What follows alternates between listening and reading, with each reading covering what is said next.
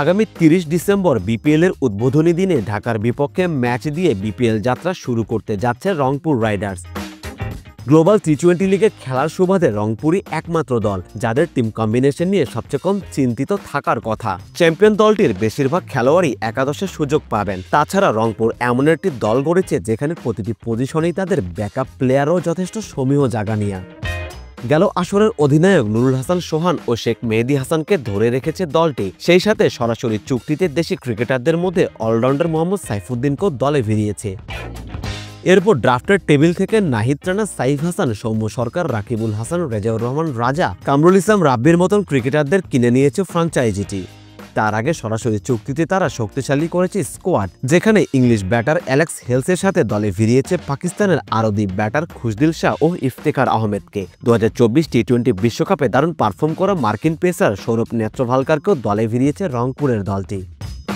তারকায় ঠাসা দলটির একাদশ নির্বাচনে মধুর এক সমস্যায় পড়তে হতে পারে রাইডার্স ম্যানেজমেন্টের। কাকে রেখে কাকে বাদ দিবে এমন অবস্থা না হওয়ার কোনো কারণ নেই। জিডি স্পোর্টসের চোখে কেমন হতে পারে রংপুরের সম্ভাব্য একাদশ, চলুন এক নজরে দেখে নেওয়া যাক।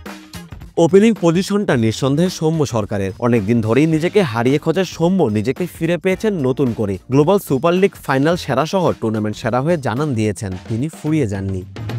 সৌম্যের সঙ্গী হবেন ইংলিশ ব্যাটার অ্যালেক্স হেলস। পুরো টুর্নামেন্টের জন্য হেলসকে পাওয়া না গেলে সৌম্যের ওপেনিং পার্টনার হবেন গ্লোবাল সুপার লিগে তার সাথে ব্যাট করতে নামা স্টিভেন টেইলর।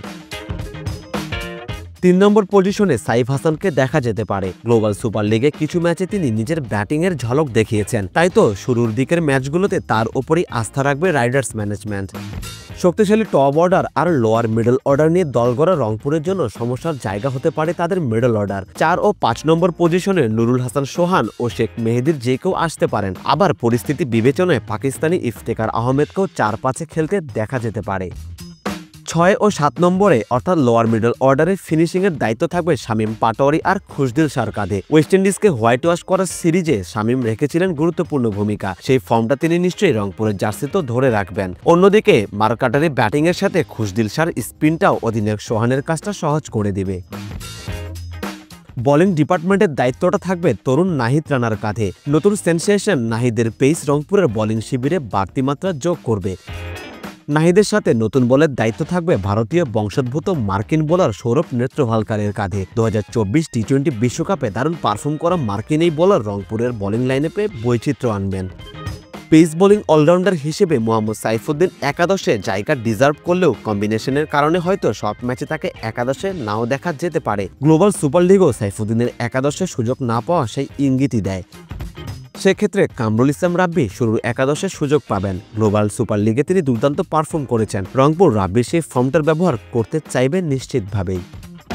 তো এই হতে পারে রংপুরের সম্ভাব্য একাদশ। চলুন এক নজরে দেখে নিই রংপুরের একাদশটা ঠিক কেমন হচ্ছে। সৌম্য সরকার, অ্যালেক্স হেলস, সাইফ হাসান, নুরুল হাসান সোহান, ইফতেখার আহমেদ, খুশদিল শাহ, শামীম হোসেন পাটোয়ারি, শেখ মেহেদী হাসান, কামরুল ইসলাম রাব্বি, নাহিদ রানা ও সৌরভ নেত্রভালকার।